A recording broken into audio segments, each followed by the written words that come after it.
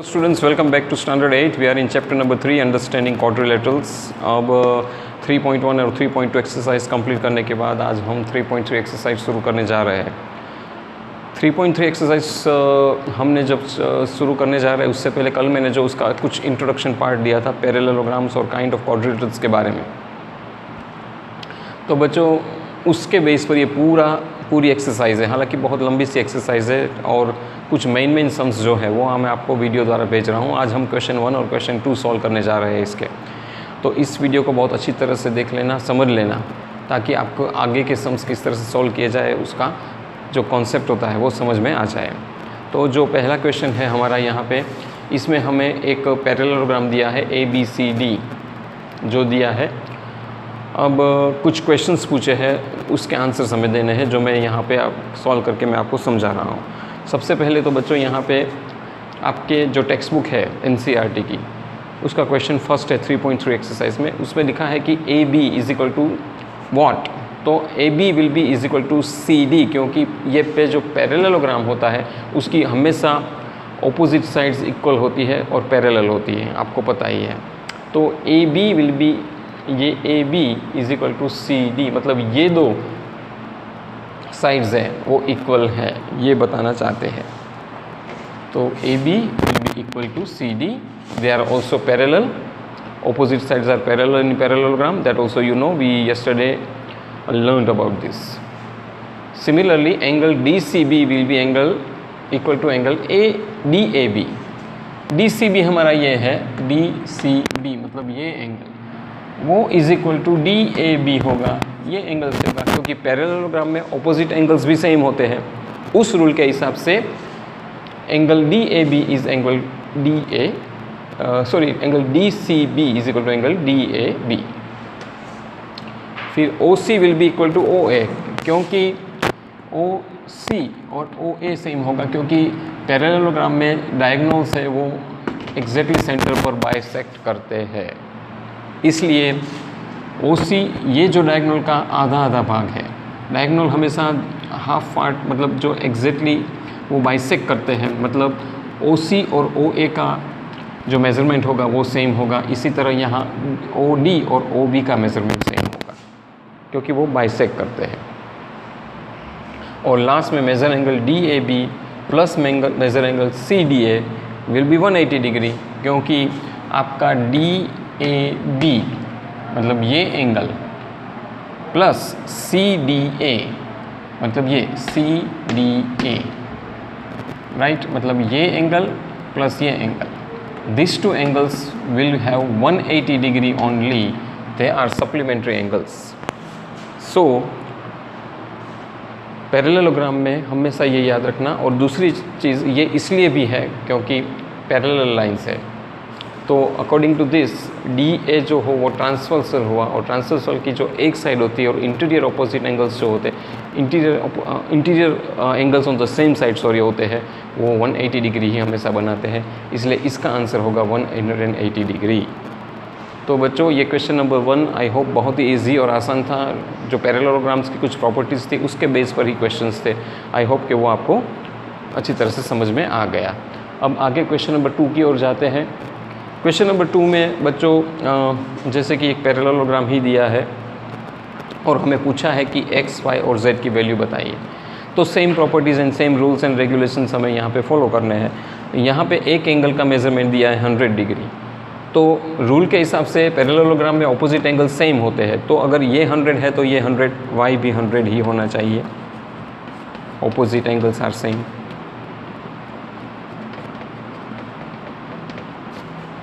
अब ये 100 मुझे मिल गया, और पैरेललोग्राम में हमेशा जो एडजेसेंट एंगल्स होते हैं वो हमेशा 180 डिग्री बनाते हैं। एडजेसेंट एंगल्स मतलब बाजू के। तो अगर ये 100 है तो ये कितना होना चाहिए, 180 बनाते हैं तो ये 80 होना चाहिए, व्हाट ऑब्वियस, क्योंकि 100 प्लस 80 180 हो गया। तो Z आपका मिल गया 80 degree. Adjacent angles will be 180 degree, that's why.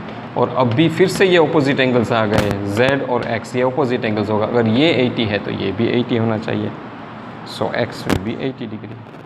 तो इस तरह बच्चों मैंने प्रॉपर्टीज़ ऑफ पैरेललोग्राम के हिसाब से ही मैंने सभी एंगल्स के नाप मुझे मिल गए।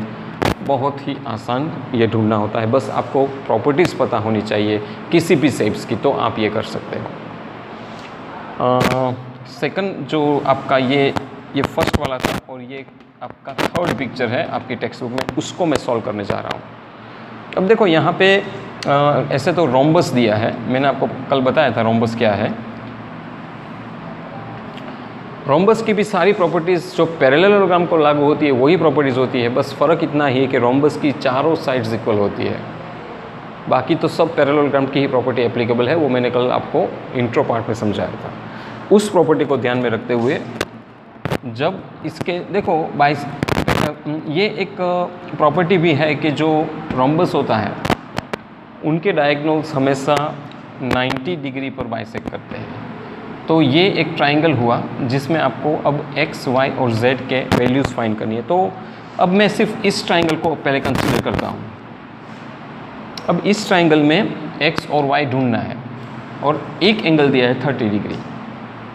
तो ट्राइंगल के अंदर के तीनों एंगल के टोटल 180 होता है according to angle sum property, right.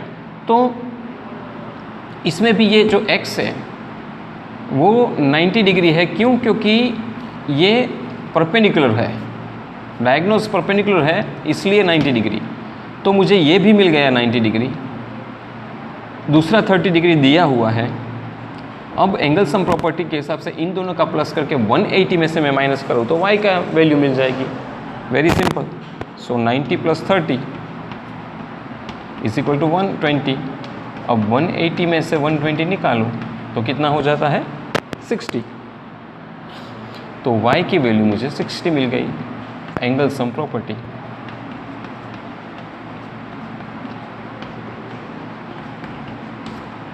अब जैसे कि मैंने बताया कि अगर ये दो पैरेलल है,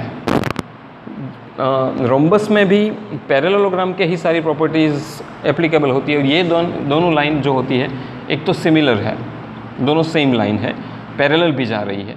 अगर वो पैरेलल जा रही है तो y और z वो इंटीरियर ऑपोजिट एंगल्स हुए।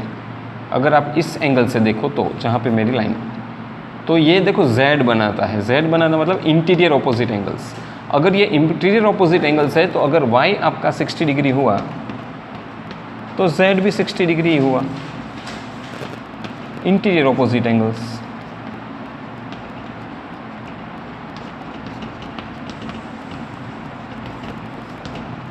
राइट, x ऑलरेडी हमने फाइंड कर लिया है, वो 90 डिग्री, क्योंकि बाइसेक्ट परपेंडिकुलर कर रहे हैं। तो इस तरह से मैंने